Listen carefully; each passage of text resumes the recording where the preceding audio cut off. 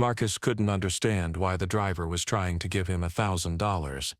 The man expected nothing in return, but Marcus was certain there was something beneath it all. The thumb went up automatically as the black sedan approached on Highway 10. 3 hours of waiting under the California sun had left Marcus dehydrated and desperate. When the car pulled over, he didn't hesitate. "Where are you headed?" the driver asked. Mid-50s, expensive suit, kind eyes behind wire-rimmed glasses. "San Francisco," Marcus replied, sliding into the passenger seat. "Perfect. That's exactly where I'm going." But something felt different about this ride.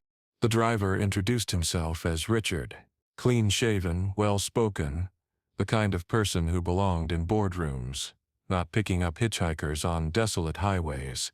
His car smelled like leather and success. "You hungry?" Richard asked, 20 minutes into the drive. Marcus's stomach answered before he could. Richard pulled into the next rest stop and bought him a full meal, refusing any attempt at payment. "Everyone deserves a good meal," Richard said simply. That should have been the end of it. They talked about travel, about dreams, about the roads less taken. Richard listened with genuine interest as Marcus shared stories from his months on the road. The conversation flowed naturally, comfortably. Then Richard reached into his jacket pocket. "I want to give you something," he said, pulling out an envelope. Marcus opened it. 10 crisp $100 bills stared back at him. "I can't accept this," Marcus stammered. "Why not?" Because nobody gives away $1,000 to a stranger." Richard smiled. Maybe that's exactly why someone should. But Marcus had learned to be suspicious of generosity. Every hitchhiker develops a sixth sense. Free meals come with expectations. Rides come with prices. Kindness always has a catch. Marcus had experienced enough generous strangers to know better. "What do you want from me?" Marcus asked directly. "Nothing. Everyone wants something." Richard's smile faded slightly. "Not everyone." The car fell silent. Marcus stared at the money, his mind racing through possibilities. Drug money, stolen cash, payment for something illegal he'd be asked to do later. "There has to be a reason," Marcus insisted. Richard pulled over at the next exit and parked. He turned to face Marcus fully. "You're right," he said. "There is a reason." Marcus's heart rate spiked. "5 years ago, I was where you are now," Richard began. "Different circumstances, but desperate all the same. I'd lost everything. Job, house, family. I was living in my car, too proud to ask for help." Marcus listened, but remained guarded. "A stranger gave me $500. No strings attached. No expectations. Just human kindness when I needed it most. And it changed my life. Not because of the money itself, but because someone believed I was worth helping when I couldn't believe it myself." The envelope sat between them like a challenge. "I made a promise that day," Richard continued. "If I ever got back on my feet, I'd pay it forward. I'd find someone who needed help and give it freely." Marcus studied Richard's face. The sincerity seemed genuine, but experienced hitchhikers knew that sincerity could be manufactured. "How do I know you're telling the truth?" "You don't," Richard admitted. "That's what trust is." But Marcus had been betrayed by trust before. 3 months earlier, a kind driver had offered Marcus work, food, and shelter. The work turned out to be moving suspicious packages. The food was conditional on compliance. The shelter came with locked doors and no way out. Marcus had escaped, but the lesson remained. Generosity is a weapon disguised as kindness. "I've heard this story before," Marcus said. "I'm sure you have. But not from me." Richard started the engine again. "Keep the money or leave it. Your choice. Either way, I'm still driving you to San Francisco." The next 2 hours passed in contemplative silence. Marcus watched Richard carefully. No phone calls about packages to deliver. No detours to quick stops that turned permanent. No subtle questions about Marcus's background or legal status. Just steady driving and occasional commentary about the passing scenery. When they reached San Francisco, Richard pulled up exactly where Marcus had requested. "This is your stop," he said. Marcus hesitated. The envelope was still in his hand. "What if I take this and never pay it forward?" "Then you needed it more than someone else will," Richard replied. But something in his tone suggested this wasn't their final interaction. Marcus got out of the car, envelope still clutched in his hand. Richard rolled down the window. "Marcus," he called out. "Yeah?" "When you're ready to believe in human goodness again, you'll know what to do with that money." The car pulled away, leaving Marcus standing on a San Francisco street corner with $1,000 and 1,000 questions. He walked 3 blocks before opening the envelope again. Inside, beneath the money, was a small piece of paper, a phone number, and a handwritten note. "When you're ready to hear the rest of the story." Marcus stared at the note. What rest of the story? What was Richard not telling him? The questions multiplied as he found a cheap motel for the night. Who was Richard really? How had he known Marcus's name when Marcus was certain he'd never mentioned it? And why did the $1,000 feel more like the beginning of something than the end? That night, Marcus researched the phone number. No results. No digital footprint. No social media presence. As if Richard existed only in that brief moment on highway. Marcus spent the money carefully over the next 2 weeks. Food, a shower, clean clothes, a bus ticket to Portland. Basic survival needs, nothing extravagant. But the note remained in his wallet, untouched. On a rainy Thursday evening in Portland, Marcus watched a young woman trying to hitch a ride out of the city. She'd been there for hours, soaked and shivering. He remembered Richard's words about paying it forward. Marcus approached her cautiously. "Where you headed?" "Seattle," she replied through chattering teeth. "I can get you a bus ticket." Her eyes widened with suspicion. "What do you want?" The familiar question, the same one Marcus had asked Richard. "Nothing," Marcus said, understanding the irony. He bought her the ticket, gave her money for food, and watched her board the bus with tears in her eyes. As the bus pulled away, his phone rang. "You did well," Richard's voice said. Marcus spun around, scanning the bus station. No sign of Richard anywhere. "How did you know?" "I've been watching." "Why?" "Because the story I told you wasn't complete." Marcus felt his pulse quicken. "What do you mean?" "The stranger who helped me 5 years ago. He's been watching too. And the stranger who helped him before that. And the one before that." The implication hit Marcus like a physical blow. How many of us are there? More than you'd think. Fewer than the world needs. Marcus walked outside, still scanning for Richard. "What kind of operation is this?"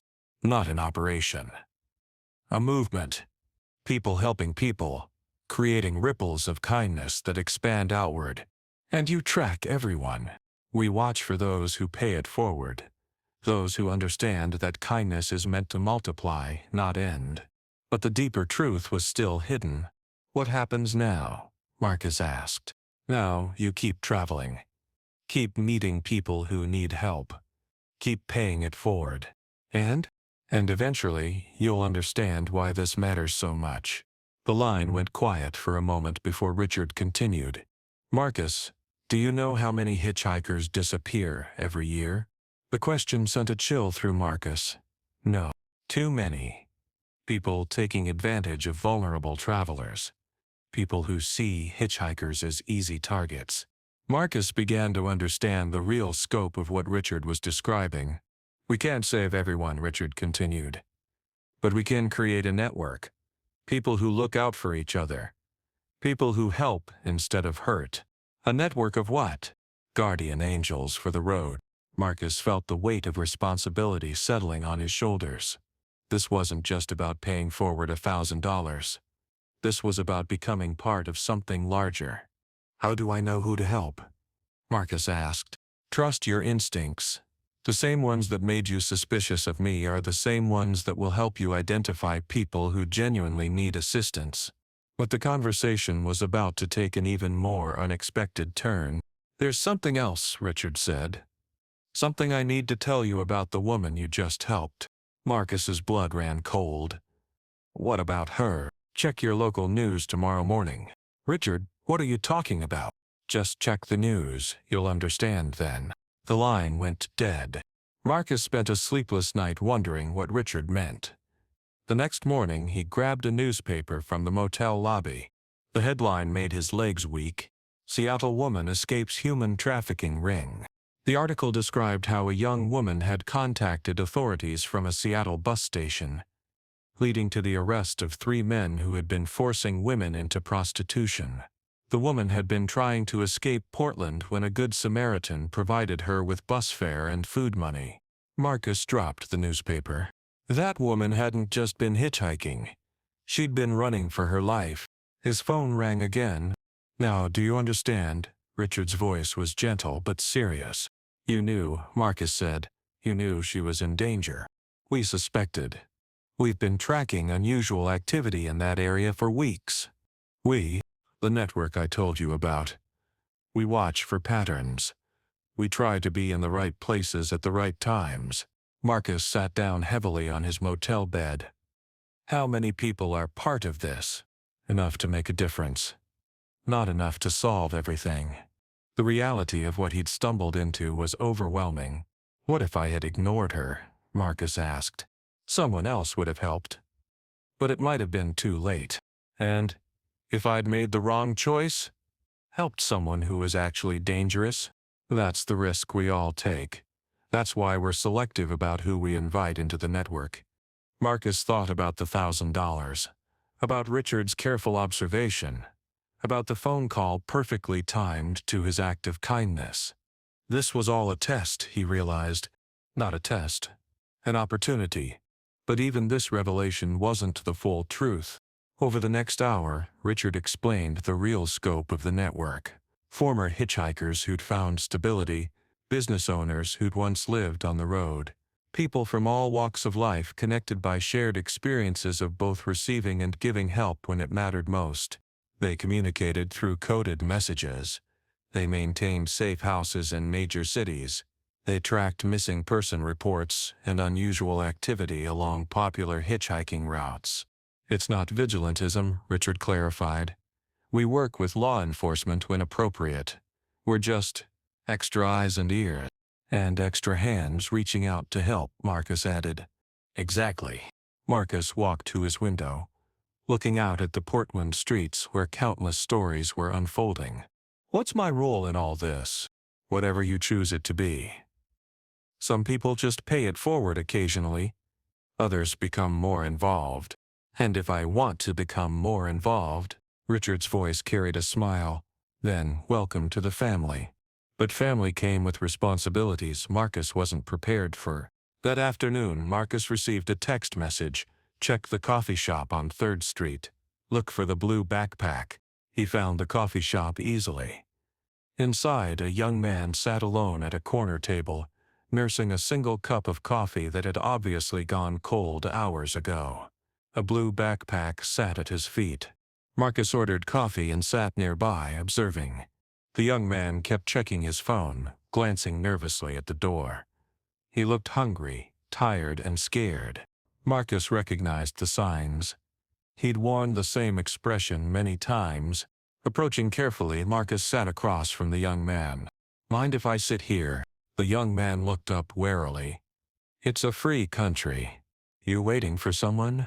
Maybe. Marcus ordered 2 sandwiches and slid one across the table. Eat. Whatever you're waiting for, you'll handle it better on a full stomach. The young man hesitated, then attacked the sandwich with obvious hunger. Name's Marcus. Jake, came the muffled reply through a mouthful of food. Where you headed, Jake? Nowhere specific. Just away. The familiar refrain of people running from something rather than toward something. What are you running from? Jake's defenses went up immediately. Who says I'm running? The way you keep watching the door. The way you jumped when that car backfired outside. The way you're sitting with your back to the wall and your bag ready to grab. Jake studied Marcus with new interest. You a cop? No. Just someone who's been where you are. And where's that? Scared. Alone. Not sure who to trust. Jake's shoulders sagged slightly. Yeah, that's about right. But Jake's story was more complicated than Marcus expected. Over the next hour, Jake revealed he was 19, from a small town in Idaho. He discovered his father was involved in something illegal, something that put Jake in danger just by knowing about it. "I can't go to the police," Jake explained. "My dad has connections there, and I can't stay home because people might come looking for me." "What kind of illegal activity?" Jake hesitated. "The kind that ruins families. The kind that gets people hurt." Marcus felt the weight of responsibility again. This wasn't just about giving someone food money or a bus ticket. This was about someone whose life was genuinely in danger. He excused himself and called Richard. "I need advice," Marcus said, explaining Jake's situation. "Where are you meeting him?" "Coffee shop on 3rd Street. Stay there. I'm sending someone." "Who?" "Someone with more experience handling situations like this." 20 minutes later, a woman in her 30s entered the coffee shop. She looked like a social worker or teacher. Professional, approachable, competent. She joined Marcus and Jake at their table. "Jake," she said gently, "my name is Sarah. I help people in situations like yours." "What kind of situations?" "When family involvement in illegal activities puts other family members at risk." Jake looked between Marcus and Sarah. "How did you know?" "Because we've seen this before," Sarah replied. "And we have ways to help." "What kind of ways?" Sarah pulled out a business card. It listed her as a victim advocate with a legitimate nonprofit organization. "We can help you relocate safely. We can connect you with resources for housing, education, employment. We can help you start over." But the offer came with conditions. "There's a process," Sarah continued. "We need to verify your story. We need to assess the actual level of danger. We need to make sure you're not involved in your father's activities." Jake bristled. "I'm not involved in anything." "I believe you, but we have to be careful. For everyone's safety." Marcus watched the interaction, realizing he was witnessing the professional side of the network Richard had described. "What happens while you're verifying everything?" Jake asked. "Safe housing. Basic necessities. Support while we sort things out." Jake looked at Marcus. "Is this legit?" Marcus realized Jake was asking him to vouch for people he barely knew himself. "I think so," Marcus said honestly. "But you have to make your own choice." Jake spent 10 minutes asking Sarah detailed questions about her organization, the process, and the support available. Her answers were specific, professional, and verifiable. "Okay," Jake finally said. "What do I do?" Sarah handed him a phone. "Call this number. Ask for program intake. Tell them Sarah referred you and that it's a family safety situation." Jake made the call. Within an hour, someone arrived to transport him to a temporary safe house where his situation could be properly assessed. As Jake left, he turned back to Marcus. "Thank you. For the sandwich. For listening. For whatever this is. Just pay it forward someday," Marcus replied. After Jake left, Sarah turned to Marcus. "You did well. Richard was right about you. What happens to Jake now? If his story checks out, and it probably will, we'll help him disappear safely. New city, new identity if necessary, support system in place. And if it doesn't check out, then we'll have prevented someone dangerous from accessing our resources." But the conversation revealed even more about the network's scope. "How many people do you help like this?" Marcus asked. "More than you'd expect. People fleeing domestic violence, escaping human trafficking, running from organized crime connections. The hitchhiking community overlaps with a lot of vulnerable populations. And it's all volunteer, mostly. Some of us are paid professionals in related fields. Social workers, counselors, law enforcement, legal aid attorneys. But we all donate time to this network." Marcus felt both inspired and overwhelmed. "How do you keep it all organized?" "Very carefully, and with a lot of trust." Sarah gathered her things to leave. "Richard wants to meet with you tomorrow. Are you interested?" "Meet him? In person? If you're ready for the next level of involvement. The next level. Marcus wasn't sure he was ready, but he was curious. That evening, Marcus received a text with an address and a time. The next afternoon, he found himself at a small office building in downtown Portland. The sign read, Pacific Northwest Community Outreach. Generic enough to be anything. Richard was waiting in a modest conference room. You came, he said, standing to shake Marcus's hand. I'm curious. Good. Curiosity is essential for this work.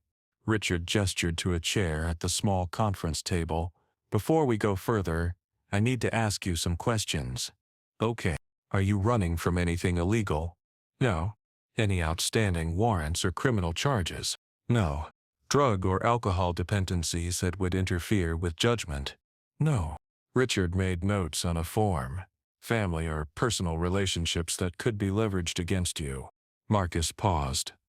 What do you mean? People who could be threatened or hurt to manipulate you. The question hit Marcus harder than expected. I don't have much family, Marcus admitted. That's part of why I started hitchhiking. To find something. Connection, maybe. And have you found it? Marcus thought about the past few days. About helping Jake. About being part of something larger than himself. Maybe. It's different than what I expected. Richard smiled. It usually is. What exactly are you offering me? A chance to make a real difference. A chance to be part of a community that actually cares about helping people. But the full picture was still emerging. Richard opened a folder and spread out several photographs. Missing person flyers, mostly young people. Some faces Marcus recognized from hitchhiking communities online. These are people who've disappeared in the past 2 years, Richard said. All were known to hitchhike regularly. Marcus studied the photos. How many? Too many. And these are just the ones reported missing. You think they're connected?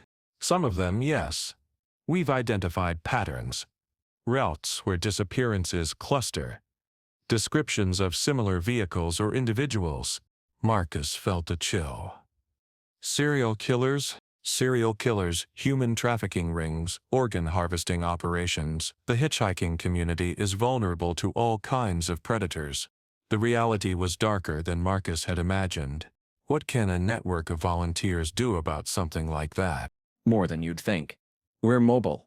We're embedded in the community. And we're motivated. Law enforcement often dismisses missing hitchhikers as people who just moved on. We know better. Richard pulled out another set of photos. These are people we've helped in the past year. People who might have become statistics without intervention. The second set of photos showed people of all ages, races, and backgrounds. Some looked familiar. Faces from bus stations or truck stops. Marcus might have passed. We've prevented 17 disappearances in the past 12 months, Richard continued. We've assisted in the rescue of 12 people who were being trafficked or held against their will. How? Network intelligence. If someone reports feeling unsafe about a particular driver or route, we spread the word. If someone goes missing, we start looking immediately instead of waiting for official channels. But the network's methods raised ethical questions. Isn't this vigilante activity? We don't take direct action against suspects, Richard clarified. We gather information and pass it to appropriate authorities. We focus on prevention and rescue. But you're investigating people without warrants or official authority. We're observing public behavior and sharing information. Nothing illegal about that. Marcus wasn't entirely convinced. What about privacy rights? What about the right to stay alive? The question hung in the air between them. Richard leaned forward. Marcus, in the past month, 3 hitchhikers have disappeared along routes you've traveled. 1 was found dead. 2 are still missing. The news hit Marcus like a physical blow. Where? Highway 101 between San Francisco and Portland. The same road I picked you up on. Marcus remembered the empty highway, the hours of waiting, the desperation that made him accept any ride offered. You think I was in danger? I think we got to you first. The implication was terrifying. How many times had Marcus unknowingly avoided danger? How many rides had he almost taken that would have ended badly? The choice is yours, Richard continued. You can walk away right now. Take your backpack, go back to hitchhiking, and hope for the best. Or you can help us make the road safer for people like you. The decision felt monumental. Marcus looked at the missing person photos again. Young faces full of hope and adventure, now reduced to flyers and investigation files. What would I have to do? Start small. Report suspicious activity. Share information about safe routes and dangerous areas. Help identify people who need assistance. And later? That depends on your skills and interests. Some people become full-time outreach workers. Others maintain regular jobs but stay active in the network. Some specialize in particular types of cases. Marcus thought about Jake, about the woman he'd helped get to Seattle, about all the vulnerable people he'd encountered on the road. How do I know this isn't some elaborate scam? Richard pulled out his phone and dialed a number. Detective Morrison, please. He waited a moment. Detective, this is Richard Chen with Pacific Northwest Community Outreach. I have someone here who'd like verification of our work with your department. He handed the phone to Marcus. Detective Morrison, a gruff voice said, You want to know about Chen's organization? Yes, sir. They're legitimate. Weird, but legitimate. They've provided solid leads on several missing person cases. Good people doing good work. Richard took the phone back, exchanged a few more words with the detective, and hung up. Satisfied? He asked. Marcus realized he'd already made his decision. What's the next step? Richard smiled. Training. Training for what? How to spot predatory behavior. How to assess genuine need versus manipulation. How to safely extract people from dangerous situations. How to communicate with law enforcement effectively. How long does it take? The basics. A weekend. But you'll be learning constantly. Marcus nodded. When do we start? This weekend, if you're available. 2 days later, Marcus found himself in a nondescript community center with 12 other people. They ranged in age from early 20s to 60s, came from various backgrounds, and shared one thing in common. They'd all been helped by the network at some point. The training was more intensive than Marcus expected. They learned to recognize signs of human trafficking, domestic violence, and mental health crises. They practiced de-escalation techniques and communication skills. They studied legal boundaries and learned when to involve authorities versus when to handle situations internally. Most importantly, they learned to trust their instincts while maintaining healthy skepticism. Your gut feelings are usually right, the trainer explained. But confirmation is essential. By Sunday evening, Marcus felt both prepared and overwhelmed. The scope of human suffering they'd discussed was staggering, but so was the potential for positive impact. As he prepared to leave, Sarah approached him. There's something happening next week that might interest you, she said. What kind of something? A situation that requires someone with hitchhiking experience. Someone who can blend in naturally. Marcus felt a mixture of excitement and apprehension. What kind of situation? 3 young women have gone missing along I-5 between Portland and Seattle. All were hitchhiking. All disappeared within the past month. And you want me to help us figure out what's happening to them. The assignment would test everything Marcus had learned. How? By becoming bait. The word sent a chill through Marcus. You want me to hitchhike the same route and see if someone tries to pick me up? With full support and surveillance. You'd never be alone or truly at risk. But if someone does approach me, we'll be ready. Marcus thought about the photos of missing people, about Jake and the woman he'd helped, about all the vulnerable travelers still out there. When do we start? Tomorrow morning. That night, Marcus barely slept. By dawn, he was standing at the designated spot on I-5 south of Portland, thumb extended, backpack positioned exactly as instructed. Hidden in his pack was a GPS tracker and a panic button. Surveillance teams were positioned at multiple points along the route. Everything that could be planned had been planned. But plans rarely survive contact with reality. The first 3 rides were completely normal.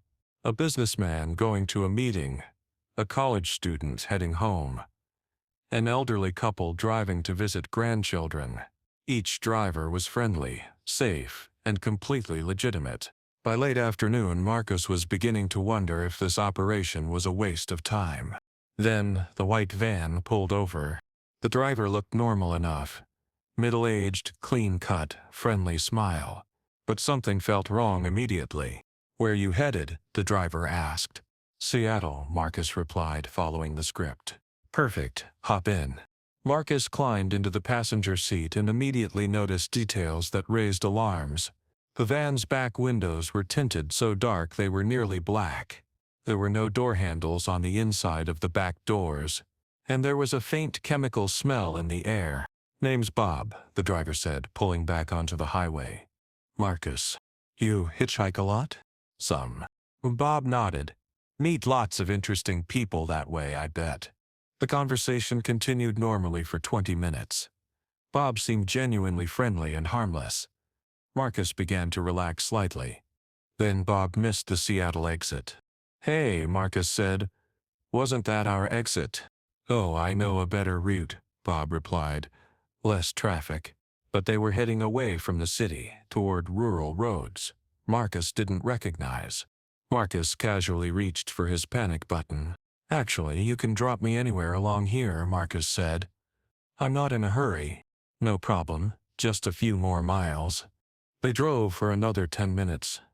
Marcus's apprehension grew with each mile. When Bob turned onto a dirt road leading into dense forest, Marcus knew they were in serious trouble. "This doesn't look like the way to Seattle," Marcus said, trying to keep his voice casual. "Just a quick stop first," Bob replied. His friendly demeanor had vanished completely. Marcus pressed the panic button and felt the small device vibrate once in acknowledgement. Help was coming, but how long would it take to reach this remote location? Bob drove deeper into the forest.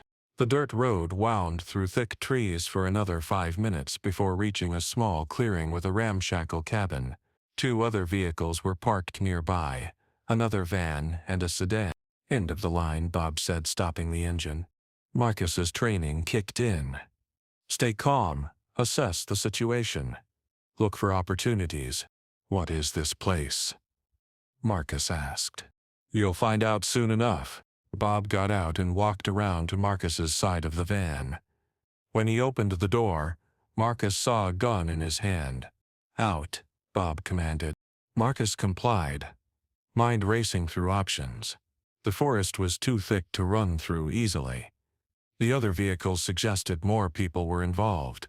His best chance was to buy time until help arrived. "What do you want?" Marcus asked. "Inside," Bob said, gesturing toward the cabin with the gun. As they approached the building, Marcus heard voices inside. At least 2 other people, possibly more. The cabin door opened before they reached it.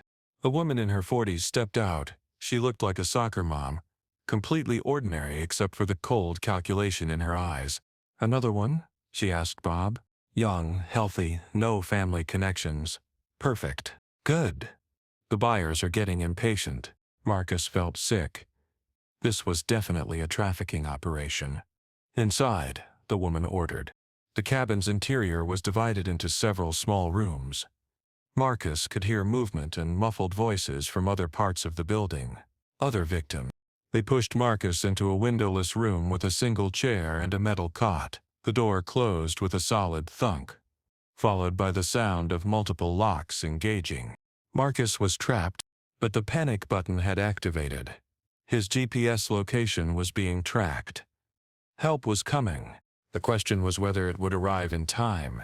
Marcus examined his prison.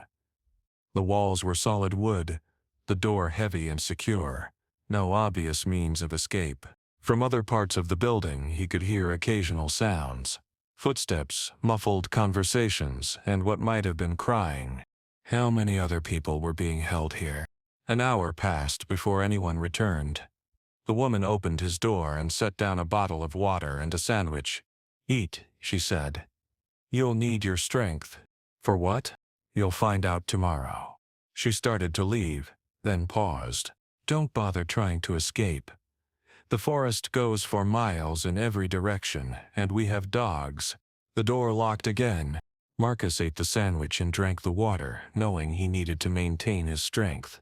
As darkness fell, the sounds from other parts of the building became clearer. Definitely other prisoners. At least 3 or 4 based on the voices. Marcus pressed his ear to the wall and listened carefully. One voice sounded familiar, though he couldn't place it immediately. Then it hit him. One of the missing women whose photo he'd seen in Richard's file. She was alive, but for how long? Marcus tried to sleep, knowing he'd need to be alert when the rescue team arrived. But every sound made him tense, wondering if it was his captors returning or help finally arriving. Around midnight he heard vehicles approaching, multiple engines, moving slowly without headlights. Too careful to be his captors returning casually. This had to be the rescue team. Marcus positioned himself near the door, ready to help however he could when they breached the building. The approach was silent and professional. Marcus heard nothing until the front door exploded inward. Police! Nobody moved. Shouts, running footsteps, doors slamming open throughout the building. Marcus! Marcus, where are you? Here, he shouted back. Back room, locked door. The locks disengaged, and the door flew open. Richard stood there with 3 armed officers. You okay? Yeah, but there are others here. At least 3 or 4 other prisoners. We know. We're getting everyone out. The next hour was controlled chaos.